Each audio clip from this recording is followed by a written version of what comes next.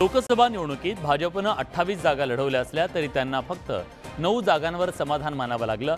पंतप्रधान नरेंद्र मोदींचे केंद्रात हात बळकट करण्यासाठी भाजपनं मुख्यमंत्री एकनाथ शिंदेनंतर उपमुख्यमंत्री अजित पवार यांना सोबत घेतलं। मात्र हा डाव राज्यात उलटल्याचा सूर भाजपमध्ये। यावर भाजपच्या वरिष्ठ नेत्यांनी पडदा टाकण्याचा प्रयत्न केला असला तरी भाजपचे काही नेते आणि पदाधिकारी आता उघडपणे अजित पवार यांच्यावर बोलतायत। बीडमधील भाजपचे नेते माजी मंत्री सुरेश धस यांनी थेट अजित पवार गटामुळे लोकसभेत आमचं वाटोळ झाल्याची टीका केली।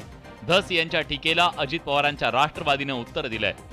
लोकांच्या मध्ये राखा निर्माण झाला, त्याचं कारणच हे आहे की हे राष्ट्रवादीचे जे पक्ष आहे हे तुम्ही का घेतला, कशासाठी घेतला, त्यामुळे जे आहे ते आमचं वाटोळं झालेलं आहे। आता भाजपच्या नेत्यांनी आमची लायकी अवकात काढावी एवढंच काम त्यांना राहिलेलं आहे। आता राहिला प्रश्न वाटोळ्याच्या संदर्भामधला, तर सुरेश धस साहेबांनी उत्तर द्यावं की पंकजाताईचा पराभव कसा झाला। त्यामुळे विधानसभा निवडणुकांच्या तोंडावर सत्ताधारी महायुतीतला भाजप आणि अजित पवार यांच्यातला संघर्ष हा पेटलेला दिसतोय।